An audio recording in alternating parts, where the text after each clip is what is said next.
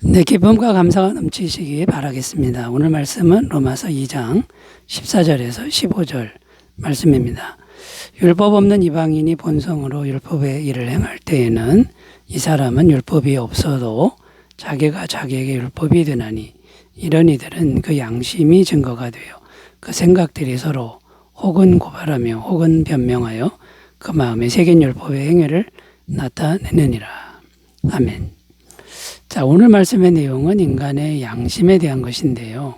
인간의 양심이라는 것이 율법의 기능을 한다. 이런 내용입니다. 왜 이런 말씀을 하는 것이냐면 유대인들은 문자로 된 율법이 있어서 그 율법을 기준으로 해서 심판을 받는데 이방인들은 문자로 된 율법이 없습니다. 그래서 이방인들이 문자로 된 율법으로 심판을 받는 것은 불공평하고 불합리하다. 이렇게 주장하는 사람들이 있다는 겁니다. 자, 이렇게 주장하는 사람들의 생각을 봉쇄하기 위해서 바울은 문자로 된 율법이 없어도 양심이라는 것이 율법의 기능을 한다. 이렇게 말씀하고 있는 겁니다. 그래서 이제 오늘 주제는 양심에 대한 건데요. 양심이라는 것을 우리가 어떻게 이해해야 하는가, 또 어떻게 보아야 하는가, 이런 주제로 양심에 대해서 함께 생각하면서 말씀의 은혜를 나누겠습니다. 자, 첫 번째로 생각할 거, 일단 양심이 무엇인지를 이제 생각해 보아야 하는데요. 그 양심은 그 의미가 뭐냐면, 원어의 의미는 함께 있다, 함께 보다, 본다, 이런 의미입니다. 그럼 누구와 함께 있고 누구와 함께 보는 것입니까? 하나님과 함께 있고 하나님과 함께 보는 것이다. 이런 의미가 됩니다. 그런데 하나님과 함께 있는 곳은 어디고 하나님과 함께 보는 곳은 어디입니까? 인간의 마음이라는 거죠. 우리 마음속이라는 것입니다. 그래서 우리가 죄를 지으면 마음속에 양심이 있는데 이 양심이 마음을 두드린다라는 겁니다. 왜냐하면 양심에 하나님이 함께 계시고 또 하나님이 함께 보고 계시기 때문에 이걸 감출 수가 없는 겁니다. 요한복음 8장 9절 읽습니다. 그들은 이 말씀을 듣고 양심에 가책을 느껴 어른으로 시작하여 젊은이까지 하나씩 나가고 오직 예수와 그 가운데 섰는 여자만 남았더라.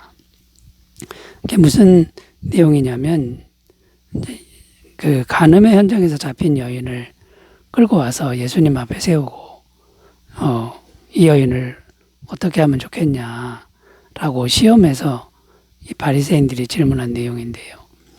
여인을 돌로 쳐 죽이면 예수님을 잔인한 사람으로 몰고 갈 것이고 그냥 용서하라 그러면 율법을 어기는 자라고 공격하겠다는 심산이 있었습니다. 그때 예수님이 이렇게 말씀하셨죠. 너희 중에 죄 없는 자가 먼저 돌로 쳐라. 자, 이렇게 말씀하셨다라는 겁니다. 근데 이 말씀을 듣고 사람들이 양심의 가책을 느꼈다라는 거죠. 예수님의 말씀이 이 하나님에 계신 인간의 마음 깊은 속을 건드린 겁니다. 그리고 사람들이 가책을 느끼고 다 흩어지고 예수님과 여자만 남았는데 예수님이 그 여인의 양심에 이렇게 말씀합니다.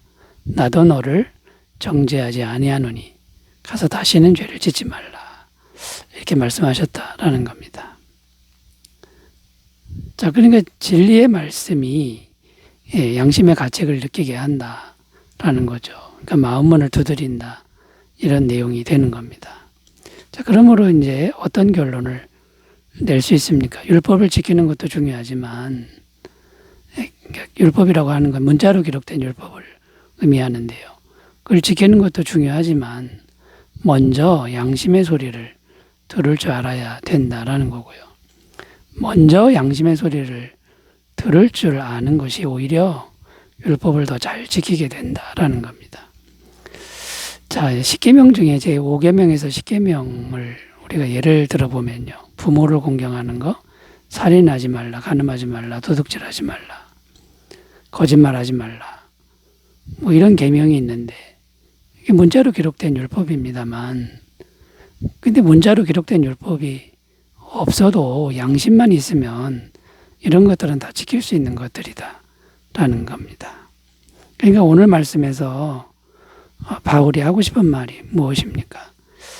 이방인들, 문자로 된 율법이 없는 이방인들에게 율법이 없어도 분명한 다른 율법이 있다. 양심의 율법이 있다. 양심의 율법이 있으니 하나님의 심판은 그 양심의 율법에 따라서 반드시 있을 것이다. 심판을 피해갈 생각하지 말아라. 이렇게 말씀하고 있다라는 겁니다. 자, 그러므로 여러분, 우리가 이 양심이라는 것이 하나님이 계신 곳이고 하나님과 함께하는 곳이다 라는 것을 꼭 기억하시고, 우리가 늘 이 선한 양심을 가지도록 노력하고 이 양심에 귀 기울이는 그런 삶을 늘 추구하셨으면 좋겠습니다. 자, 두 번째로 가보겠습니다. 첫 번째는 양심이 뭔지를 살펴봤고요. 두 번째 이제 살펴볼 것은요, 현재 우리의 양심에 대한 걸 살펴봐야 되는데, 현재 우리의 양심은 죄로 물들어 있다. 이걸 생각해야 된다는 겁니다. 그러니까 현재 우리의 양심은 온전한 상태가 아니다. 이걸 생각해야 된다는 것이죠. 앞에서 양심이 또 다른 율법이 된다고 말씀을 드렸는데 그게 문제가 있다는 겁니다. 그게 뭐냐면, 우리가 양심에 따라서 뭔가를 한다고 해도 그 양심이 죄로 물들어 있어서 온전하지 못하다는 겁니다. 디모데전서 4장 1절 2절 읽습니다. 그러나 성령이 밝히 말씀하시기를 후일에 어떤 사람들이 믿음에서 떠나 미혹하는 영과 귀신의 가르침을 따르리라 하셨으니 자기 양심이 화인을 맞아서 외식함으로 거짓말을 하는 자들이라. 자, 이 말씀에 보면 이런 표현이 나옵니다. 양심이 화인을 맞아서, 이런 표현이 나오는데 양심이 망가졌다라는 거죠. 제 기능을 하지 못한다라는 걸 지금 표현하고 있는 말씀입니다. 자, 그래서 양심이 화인 맞으니까 어떻게 행동한다고 말씀합니까? 귀신의 가르침을 따른다. 이 귀신의 가르침은 거짓을 따른다 랑 같은 말이 되는 거죠. 거짓을 따르고 거짓된 삶을 사는 것. 자, 그런데 이제 왜 양심이 화인을 맞은 겁니까?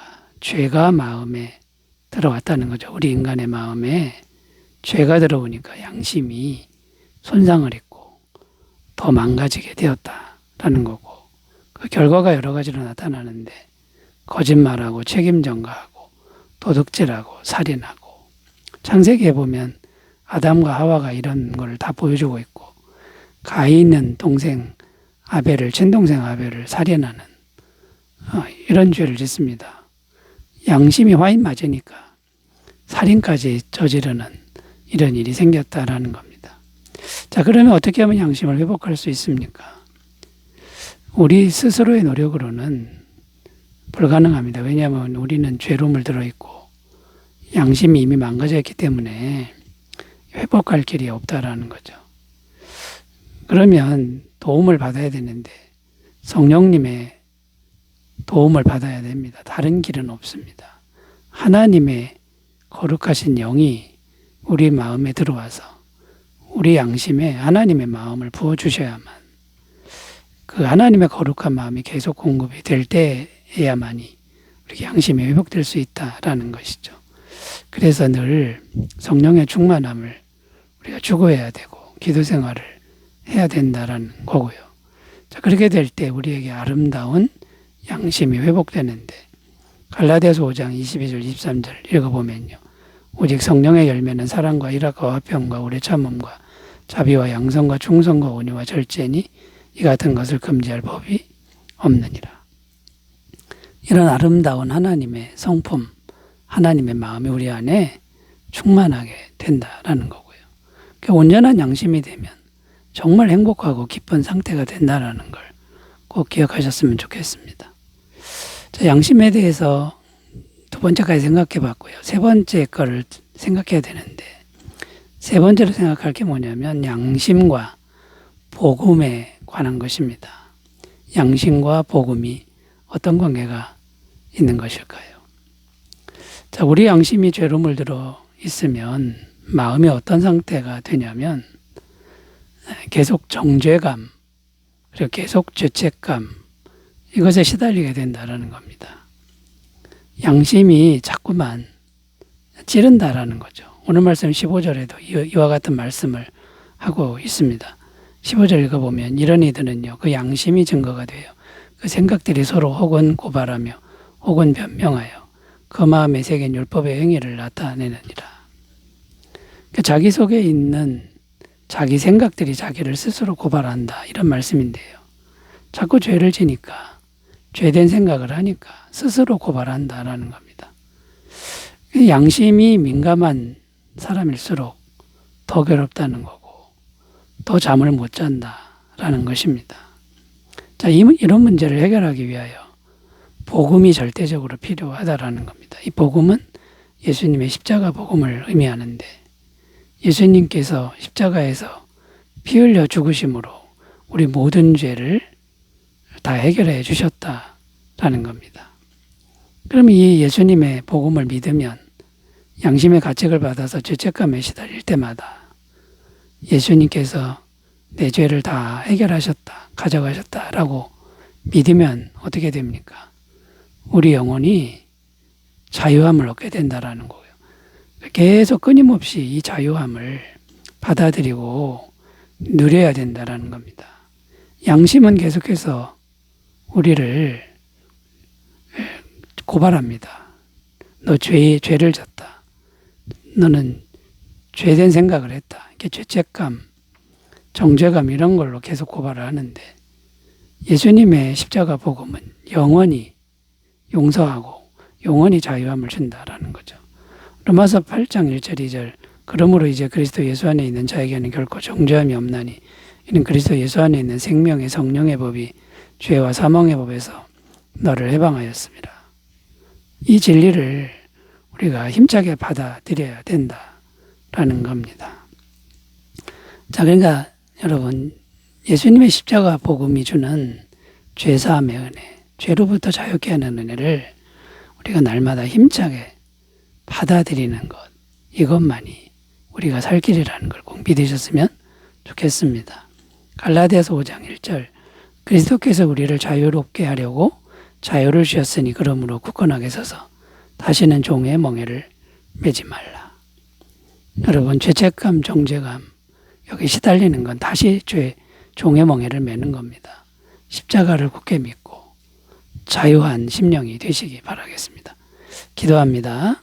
하나님 아버지, 우리 안에 있는 양심의 소리에 민감하게 하시되 복음 안에서 우리가 양심을 잘 회복하도록 도와주옵소서. 예수님의 이름으로 기도드립니다. 아멘. 은혜 충만하시기 바라겠습니다. 감사합니다.